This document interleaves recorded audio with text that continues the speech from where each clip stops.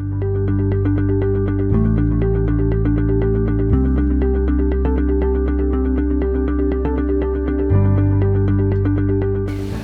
folks, Jim with RawHyde Adventures here, and as the title of this little video mentions, what you're looking at is the very first BMW GS brought into the North American market, and I'm going to tell you the story of that.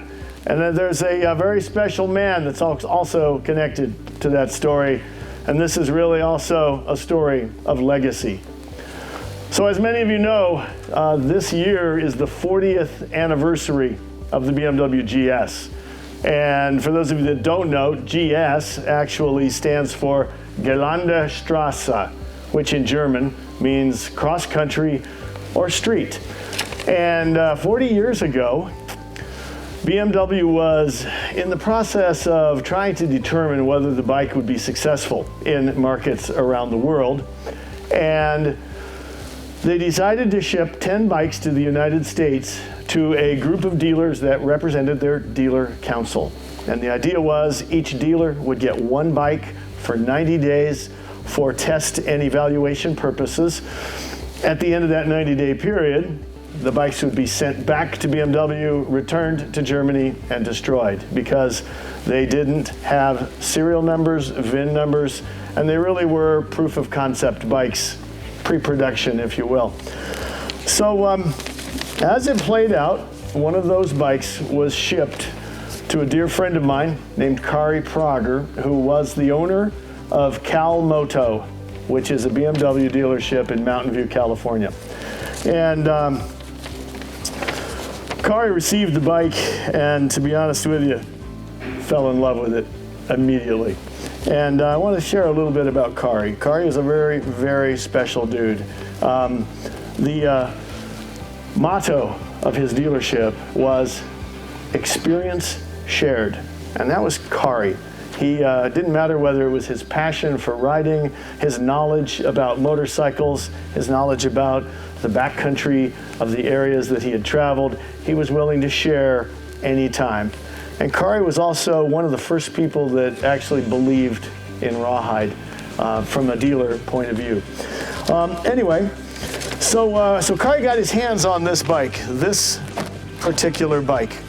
And he rode it for a couple of months, and knowing that he had to return it 30 days from whenever, legend has it that he called BMW up and he said, "Guys, I don't know how to tell you this, but somebody broke into my shop and stole that bike.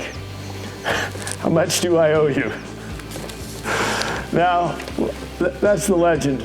Truth might have been he badgered them and called them and incessantly pleaded that he really wanted to keep the bike. I don't know. I prefer the other story. But the bottom line is, 40 years later, the bike is still here in the US. The other 9 bikes went back to Germany and were destroyed. But this one bike remains the first bike, the first GS in America. It's an R80 GS. And the legacy of the GS is that so many evolutions have come since 1980. So we started off with the R80, then we went to the R100, from there to the 1100 and the 1150, the 1200, the 1250. And 40 years later, it's BMW's most popular bike. And from the standpoint of a man, the legacy, Kari was just an amazing man. He was my friend.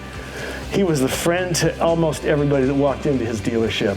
He just had this bubbling effervescence for life. But sadly, 10 years ago today, Kari passed away. And he leaves behind 2 daughters, Maya and Kristen, as well as an adoring wife who thinks of him constantly, as do I. And so I got to tell you, folks, I've thought a lot about the concept of legacy. And legacy is what people think about you when you're gone. And I got to tell you, the community misses Kari immensely. I miss him immensely.